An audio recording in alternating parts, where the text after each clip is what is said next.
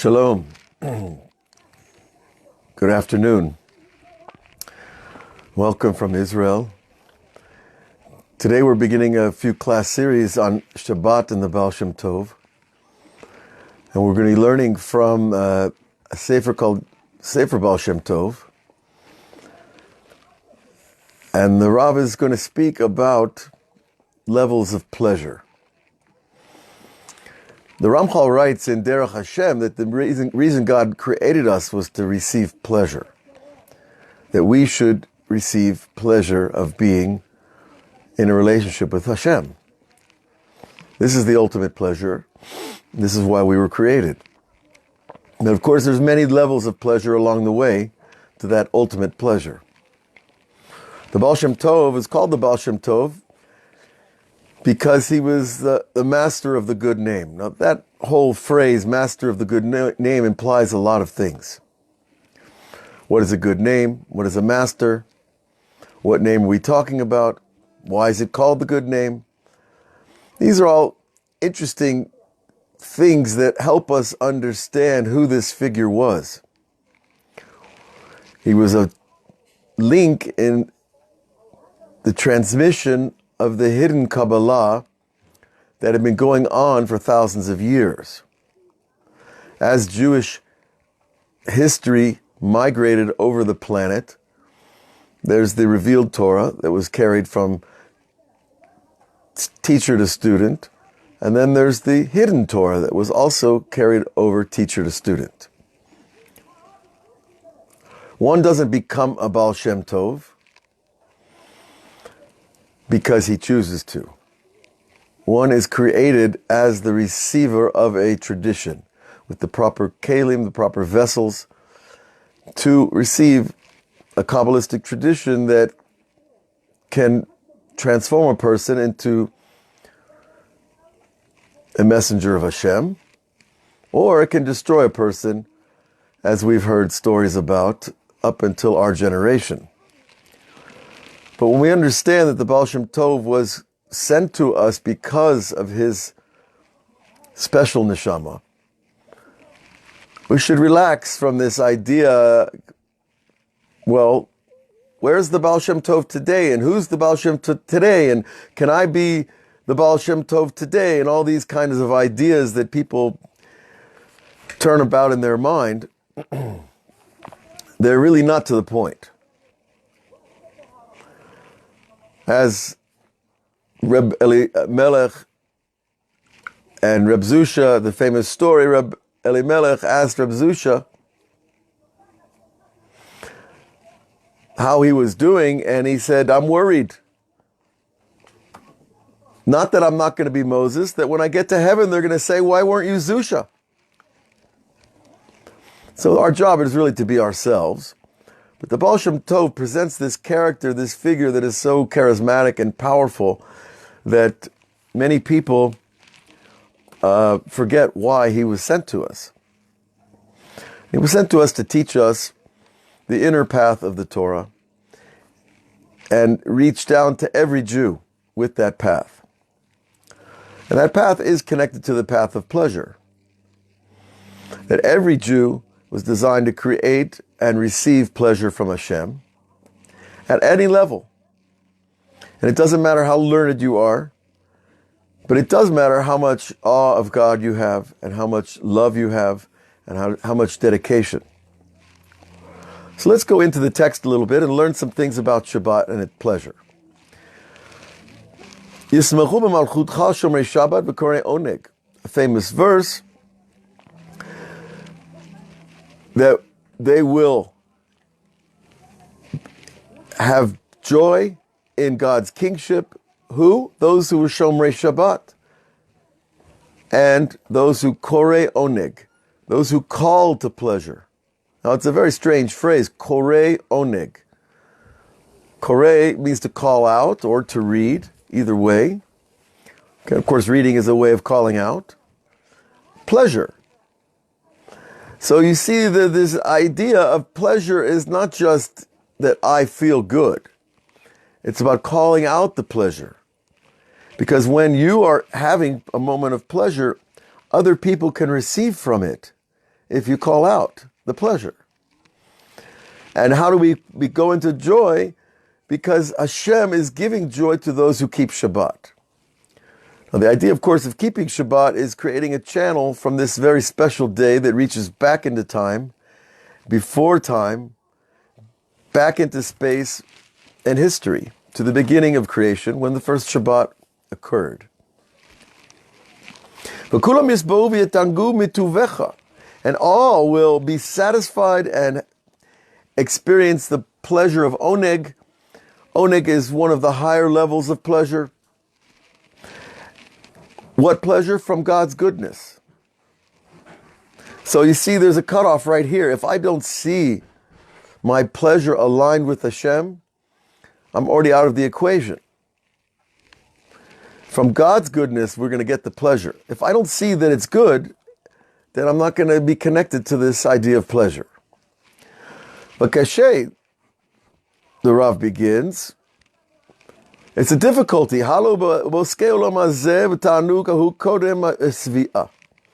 see that in the pleasures of this world and those who are working in this world, that the pleasure comes before the satisfaction. So svia is a sense of things are good.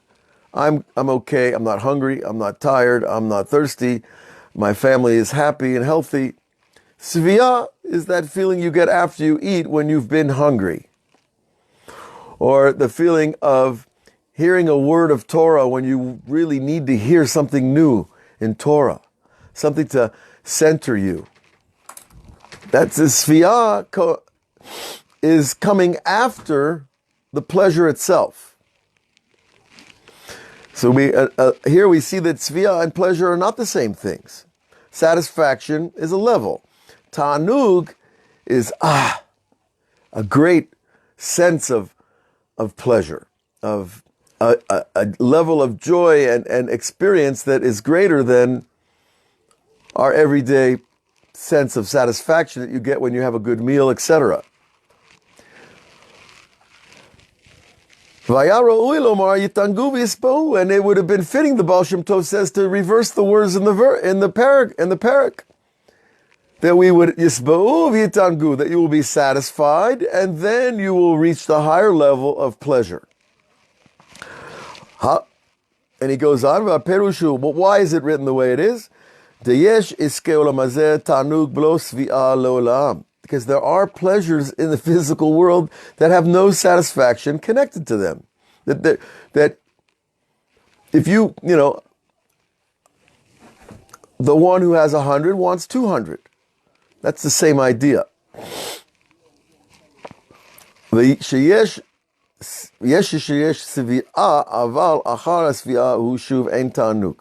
Because you get the satisfaction of something, and then the pleasure is gone. Try to remember the pleasure you had from a meal. After the meal's over, you don't really experience, that was such a great meal. That's a memory of your pleasure. If I say that was a great meal, I'm having a memory of the pleasure. I'm not re-experiencing the pleasure. But when you remember when you fell in love with somebody, or when you saw somebody that you really were attached to and cared about, the memory will trigger the re-experience of the pleasure. But the memory itself of the pleasure of food, it's gone. And you will not be re-satisfied by thinking about the food. It's a big difference.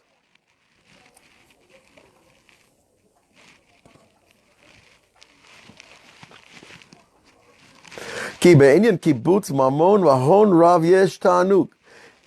example, he gives us the classic example that someone who's gathered a lot of money and wealth in all kinds of forms, wealth can come.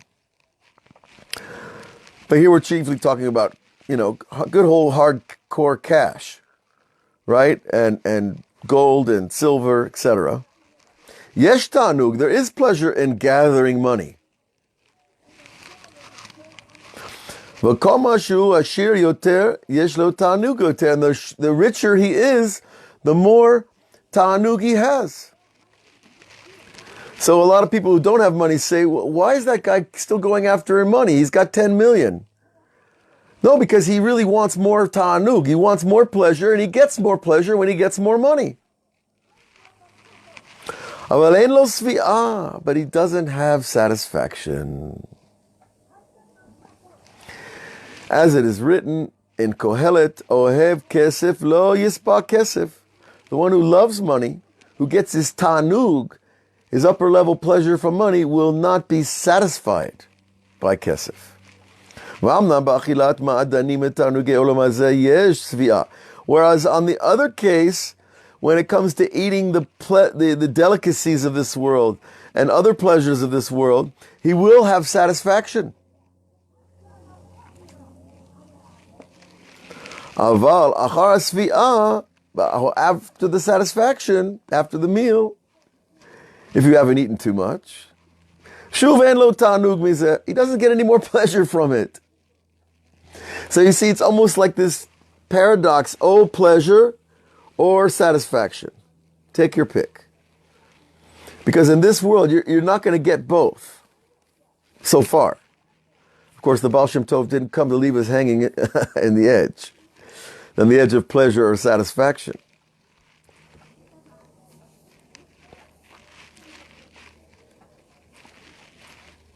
So he goes on to tell us further,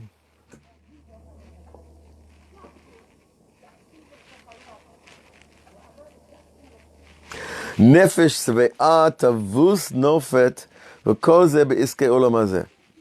Like the soul that's satisfied, he's not going to be interested to keep going and keep eating. Once you're satisfied, you don't keep eating. That's already illness. V'kol ze be'iskei olam hazeh, but that has to do with anything in this world. But when it comes to learning, it's not true. Right? That when it comes to learning, the more you learn, the more you want to learn. And it's not like you get full and it's true that you can learn a certain amount of Zohar and say, okay, enough Zohar. But immediately you open up halakha, you feel wonderful, you're grounded again. And you can learn hundreds of halachot and it's wonderful. And then after a while you say, okay, enough halakha, I need a little Zohar. And you're not putting a cap on your pleasure when it comes to Torah. And he gives us an example. Someone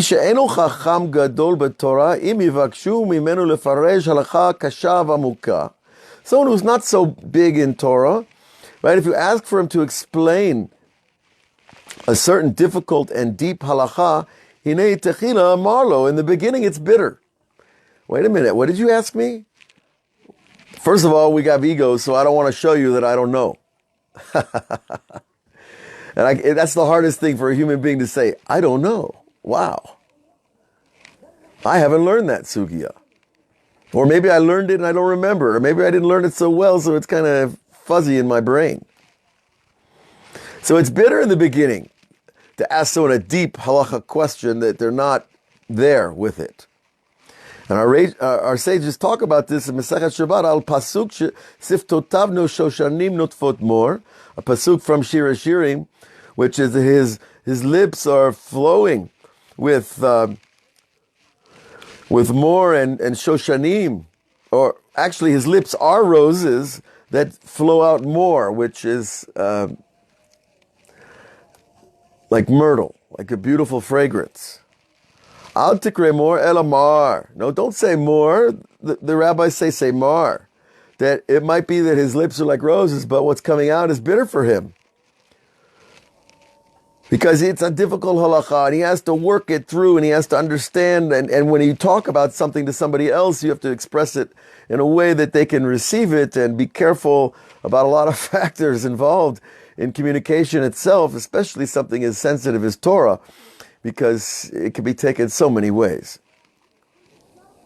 But after it's mar in the beginning, levasov mitaneg, in the end of the halachic discussion, there's pleasure.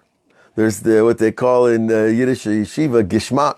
You get a little bit of from when you get to the solution to the halachic question. And that's the or, by the way. The question is the vessel. The solution, the answer, is the light. So everybody talks about light. The light is the answer to the question. But you have to have the question, and there's no light.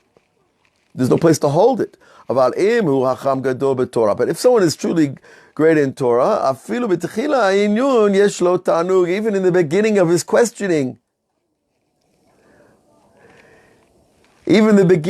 questioning, he's getting pleasure, regardless of how difficult and hard it is. Oh, let's go dig, You ever hear a worker, let's go dig another hole. You have to really be a dedicated gardener to love that. But there is a pleasure in gardening as well, as most gardeners will tell you. Why is it? Because he can lefalfel b'chokhmah, and they usually say, pilpul. Pilpul already is derived a derogatory name, because people use pilpul as it's like riding a bicycle that no one can ride with you. Oh, he's having a good time. Mifalfel b'halacha, he's asking a question, he's giving an answer, he's asking a new question, and he's back and forth, and he's riding his bike, but no one else can ride with him because you have to be inside the pilpul to be able to enjoy it, really.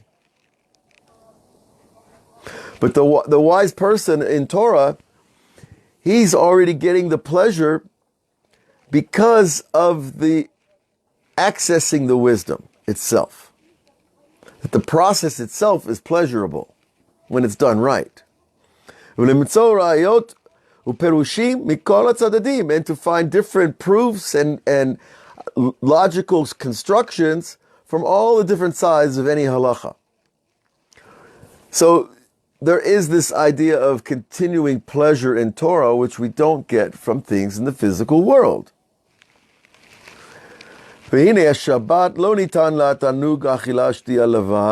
was not given for us to only have pleasure in food and drink. Now, we've got to go back to the biblical days again. 6 days, they're working hard. They're not sitting behind a computer in an air-conditioned room. They're working hard in the stockyard, or they're working hard in the fields. And even going to the shuk and selling your wares is not easy business. So by the time Shabbat comes, you get that relief. Shabbat, I could sit down and enjoy some of those 6 days of work without thinking about having to go back to work right away. Part of the problem of the weekday is that you're always thinking about the work. But if we really experience the Shabbat, we can drag Shabbat into the weekday. Wait a minute, I'm eating. It's Monday afternoon, I'm having lunch. Why am I worried about Monday evening's work? So that has to do with living in the moment of the presence of something higher. Okay.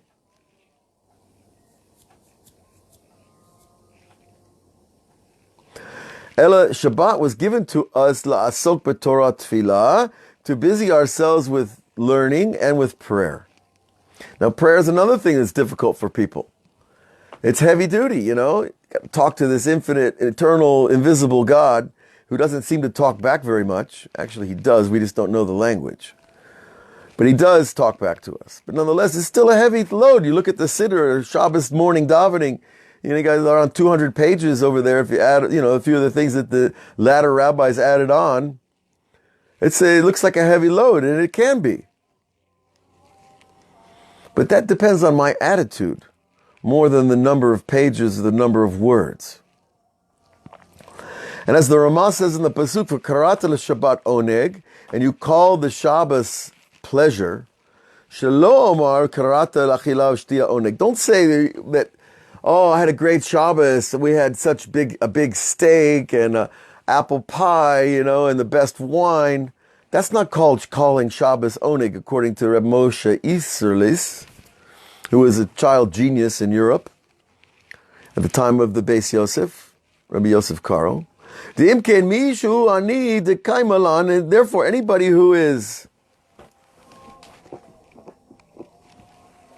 a poor person, what do we say about him?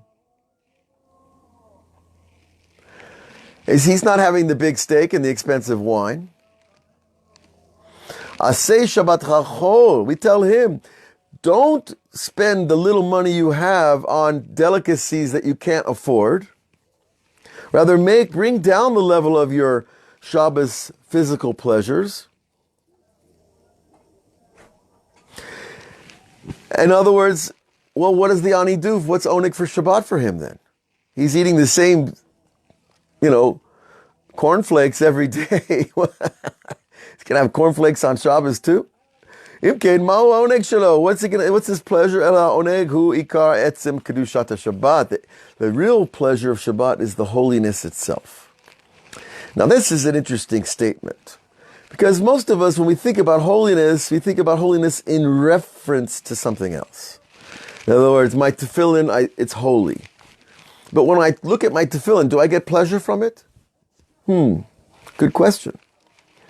Or I look at my Kiddush cup over there in the cabinet, sitting there all week waiting for someone to make Kiddush. Do I get pleasure from the holiness of that Kiddush cup? Probably not so much. Maybe if it was the Kiddush cup of the Baba Sali, maybe. Or, a better example. I have a sefer of Holy Torah on my desk. Without reading it, let's say I just open the pages. But I'm not reading it. Do I get pleasure from the holiness in the book? Pretty tough to really define that or to assign that pleasure to that type of holiness. But there is this idea that Kedusha is a thing. It is a reality. It is a power. It is a state of being. It is not a static idea that we attach to something else. Holiness is a force field of goodness that you can feel when I've cleared my filters, when the weekday's gone. So that is what the Ramah is telling the poor person, the etzem kedushat Shabbat. That's where your real pleasure is going to begin.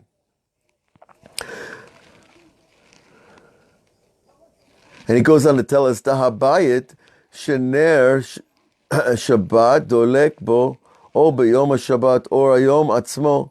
He says, even the light that's in the air on Shabbat, you can have pleasure from the holiness because this is different air. You're breathing different air on Shabbat. Go people that are keeping Shabbat in downtown Pittsburgh, wherever the air quality, or LA, oh my goodness. You go out in the streets in LA, you got to close your eyes. It burns sometimes. On Shabbat, the air is different. Certainly in Eretz Yisrael, Avira de Eretz Yisrael machkima, right? The air of Eretz Yisrael makes you wise. That's Kedusha. That's, there's something in the air. That phrase is not for nothing.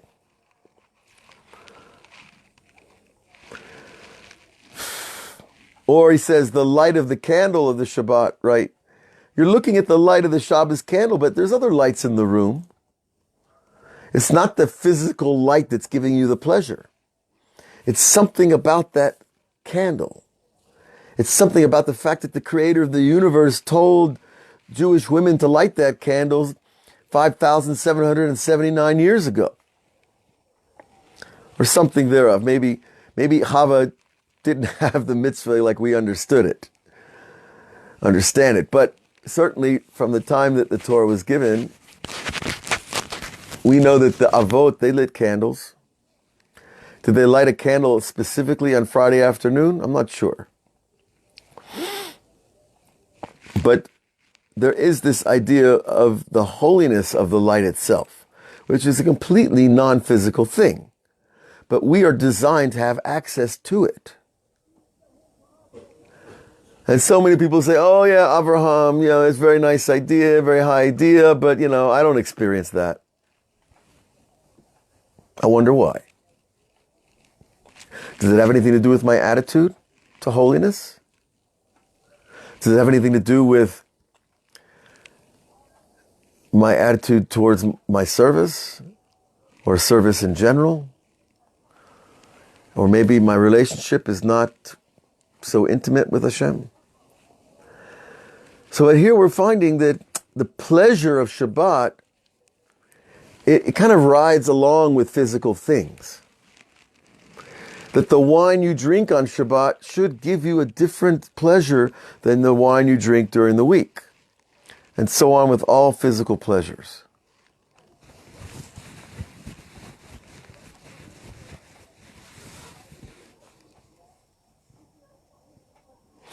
Wow, now listen to the Baal Shem Tov jumps.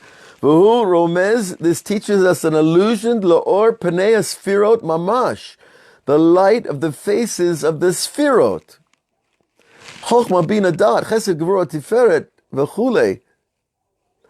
That now we're really jumped, because the olam of the sfirot is in Atzilut, the highest realm, the realm of dvekut, true attachment to Hashem, where the human personality is absorbed into the divine personality. Where your atzmiut, your individuality, is suddenly part of the greater oneness. That's Atzilut. That's where the Sfirot are at home. That's before they get expressed into your personality. And that's where this pleasure is coming from, the Rav says. Outrageous. The Or Panei Sfirot Mamash, Hu Kodesh Kodeshim, which is Holy of Holies. V'chutz labayit, Atachum Shabbat Alfai Mama Saviv. And he goes now to tell us an interesting connection. That we know that on Shabbat you have this halacha, we're only allowed to walk 2,000 amas, which is about a kilometer. Now this is not including an eruv, where it changes the measurements of things. But just the general idea of the Tchum Shabbat is Alpayim Amma. Hu Tchum Hotam. Now we get a new idea.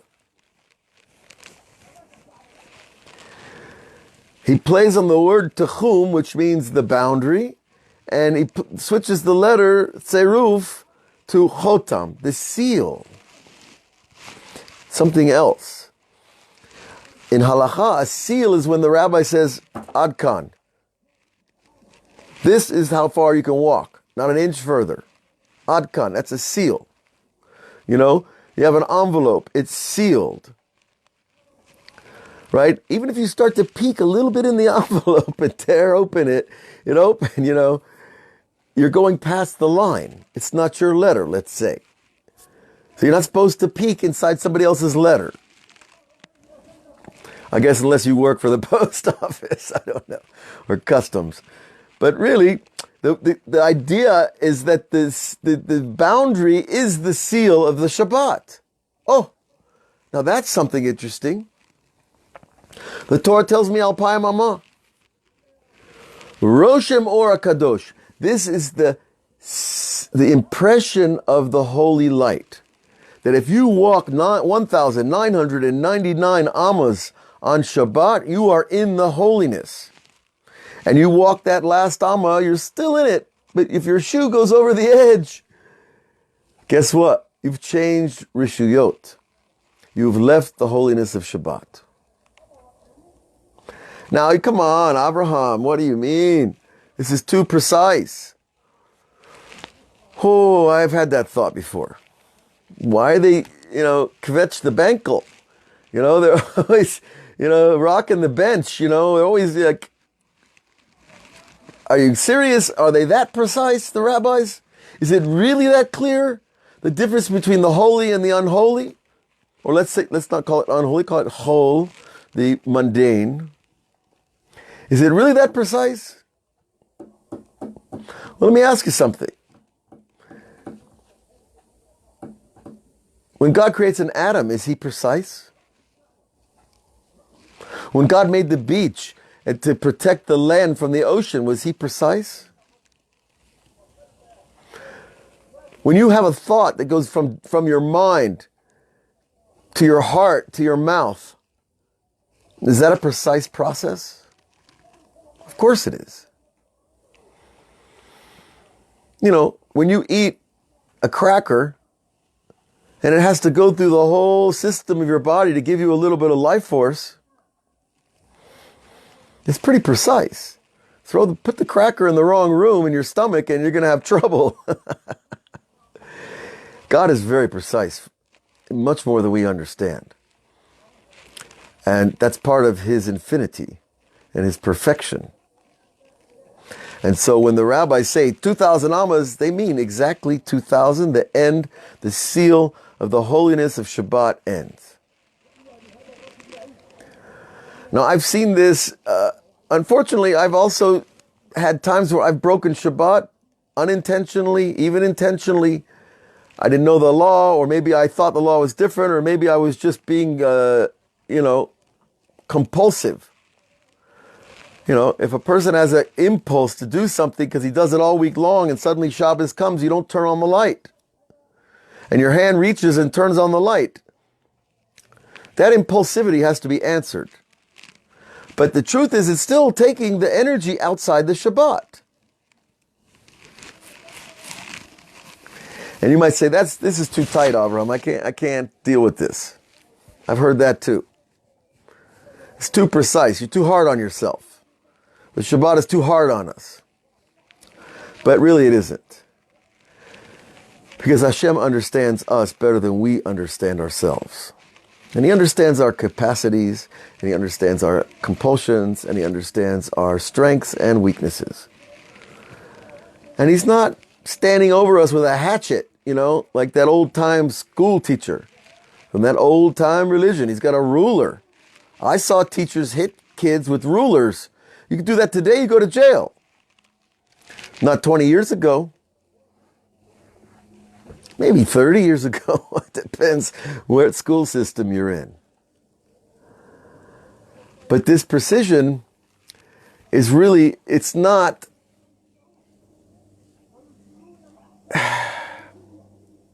a burden if we just understand how great Hashem is. It is part of his perfection. And it's not meant to be a burden to us. It's meant to be another opportunity to praise what is beyond us, so much beyond us. And to see a glimpse of that greatness and that perfection. And, I'm not letting myself off the hook from breaking Shabbat, but maybe I'll be more careful next time I pass a light switch.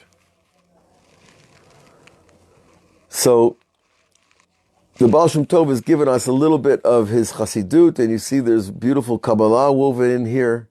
There's Pesukim, there's Letter Tzerufim. A lot of these things are tools and techniques that are taught in the Kabbalah. And today they're available, in the Sfarim, in the bookstore, in 10 different languages. But they weren't one day, long ago. And so God sent us a tzaddik like the Baal Shem Tov, said, this guy, he's the guy I can reveal my secrets to. Why? This is a nice little story we'll end our talk with. The Baal Shem Tov, it was asked, well, who was the Neshamah of the Baal Shem Tov? He was born in 1700, exactly, 1700, which is 100 times Gematria Tov, Baal Shem Tov, right? And the story, the tradition that I learned is that there was a young man, bar mitzvah age, a little bit older, maybe 15, 16, that lived in Sfat. Back in the times of the Arizal, which was about 150 years earlier. And this young man did a certain mitzvah on his bar mitzvah day, and he refused to tell anybody what it was. Now, it's not the kind of thing they normally see that people go around, hey, what did you do today? What mitzvah did you do today? People are not usually that, in your face about things, especially private service with Hashem. However, Eliyahu Hanavi, who, he has wings. He can fly. He can go wherever he wants to go, whenever. That's part of the reward for his tircha for Am Yisrael. Nonetheless, Eliyahu HaNavi heard about this youth. And he also knew that the soul of the Baal Shem Tov was supposed to come into the world.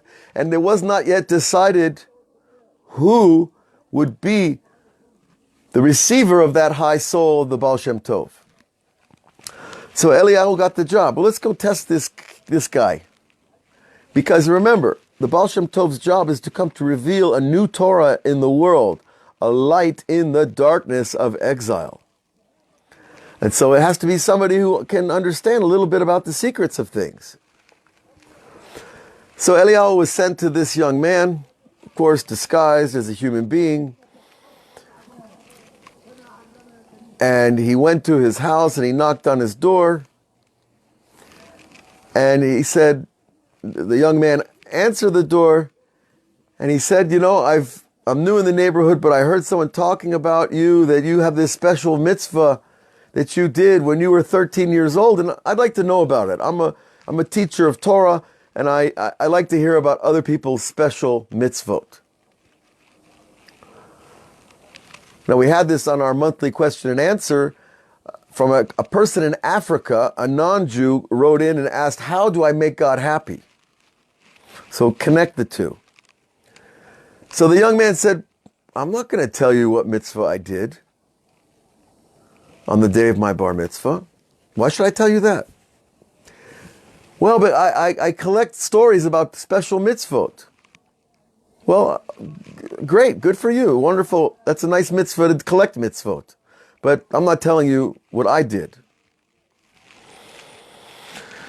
Okay, so the Eliyahu Navi left, went back up to the tribunal upstairs, which is really inside creation.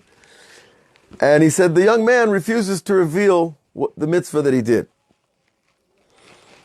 So Hashem said, go back and try him again, but this time tell him who you are. So he went back, he knocked on the door, the young man answered the door, and he said, I'm back, and listen, I have to tell you something. I'm not who I said I was exactly. I am a teacher of Torah, but I am not of this generation. I am the prophet Elijah. Maybe you didn't use that English word. I just like the word. Eliyahu revealed his identity. He said, listen, I'm Eliyahu, and in heaven they want to know what mitzvah you did on your bar mitzvah. And the young man started to think, wait a minute, they know everything. They know what mitzvah I did. And Eliyahu said, no, but they want you to reveal it to me, because I don't know.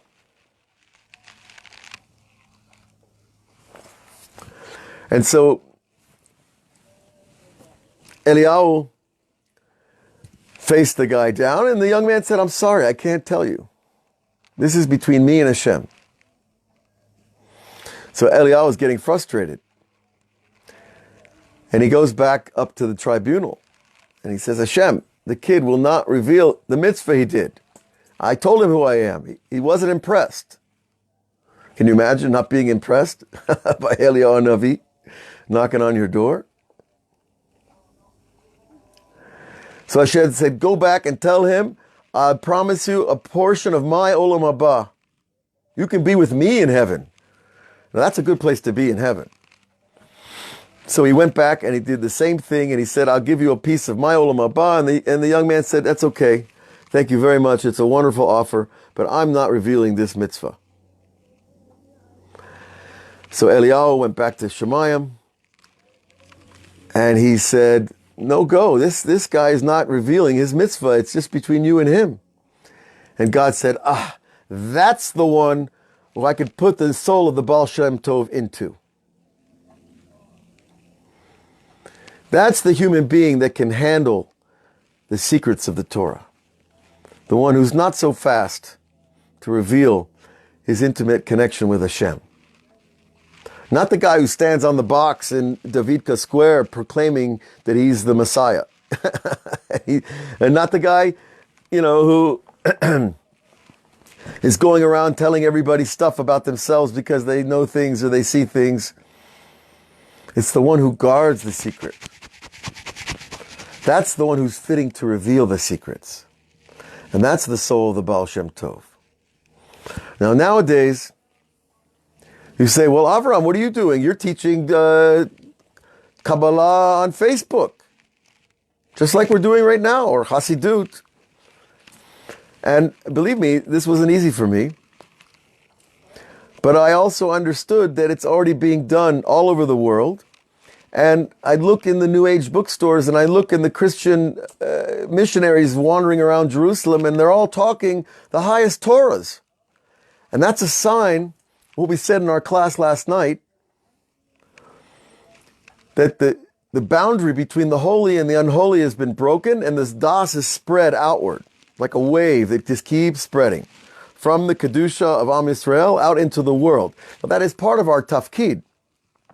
But once you see that the information is already out there, then it is a mitzvah to teach it, hopefully in the proper way, with the proper conditions, the proper understanding. So I feel like I have something to stand up for, and I also feel like I have a responsibility. And we can learn from this story about the Baal Shem Tov, though, that those secrets are not for everybody. And when you learn the difference between what to say to who, when, and where, then I think we are doing our job as the Jewish people to give Torah to the world, to reach out to in the darkness that is today, and give something of that beautiful light. Remember, the light are the answers, and the Torah gives us the answers. And people like the Baal Shem Tov and the Arizal and Rabbi Nachman and Rabbi Shimon Bar Yochai, they gave us the real answers. How do I deal with things like gender identity? We dealt with that on our question and answer this week too.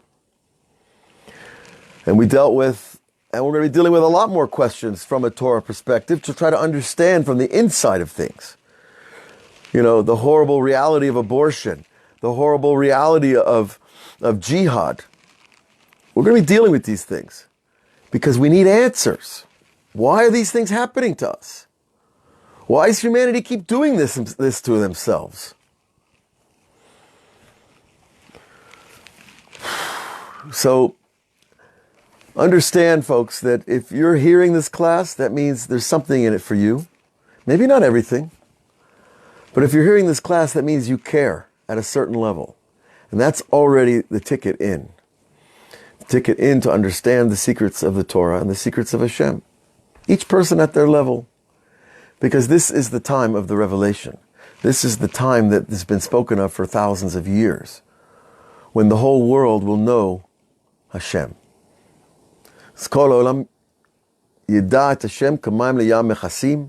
Everyone will know God, like the water covers the sea. And I hope that this little talk here goes into Shabbat with you and illuminates your heart to that true pleasure, that upper pleasure, the holiness that is on things. That little extra light just beyond the candle, right? That little thread of the divine will that makes things holy. Shabbat Shalom. We'll be back next week on Facebook and Web Yeshiva and